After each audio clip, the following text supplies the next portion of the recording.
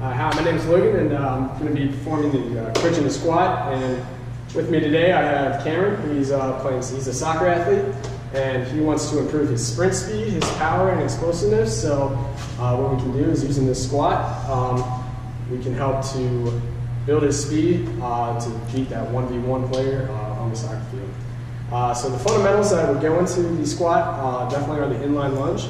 This helps to improve the hip mobility and stability, as well as work with the ankle mobility and stability. Therefore, when you're doing the actual squat, you'll be able to get down lower and be able to hold that and push yourself through the sticking point. Also with that is the deep squat, obviously. And this is the movement pattern of the whole entire squat. And then you're going to have the hurdle step, which works the core, and the core is a very important piece with the balance of the whole time. So in order to start this off, we want to do stretches. So hip bridges are a great way to start to activate the hip flexors and potentiate the movement when you're getting into the last part of the squat. When you're coming up, you've got a hip thrust to finish it. So right now Cam is going to demonstrate one of the hip bridges, and he's going to get into right there. And he's going to come up. He's going to do about 8 to 12 of these, just enough to where he can feel it, but it's not too high intensity where it's a workout where he's going to be tired when he goes into the squat. All right, so the next one we're going to do is the pigeon pose, and this one's going to activate the glutes. This is more of a real holding for 15 to 30 seconds, really just to feel it, pull through the glutes, and or a little bit of mild discomfort. So what you're going to do is, you're going to bend your one knee right in front of you, this, you're going to put that right there, and you kind of just stretch. There you go. Really feel it right in the glutes. You're going to do that for 15 to 30 seconds on each leg.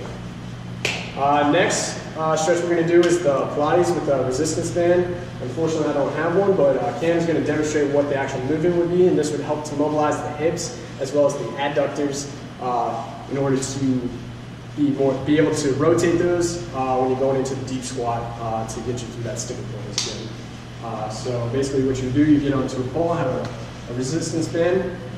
So say it's his right leg he's going to try to work first. It's basically going to start from the pole here, and it's going to go wide. It's going to go pull it out right here, really feeling the abductors right in here, getting that hip flexor going right there. He's going to do about 8 to 10 on that, just to feel it and activate that. So another one would be the single leg step ups, and this is a dynamic warm up.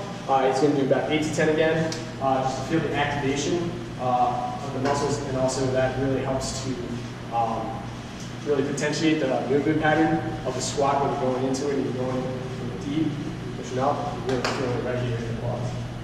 So you want to demonstrate? One leg up, down. It really also helps to work the ankle mobility, working on the balance. Doing that when you go down, you really want to have good, strong balance in your ankles, and there's the stability of that. All right, good. And the last one we're going to do is the medicine ball wall sit.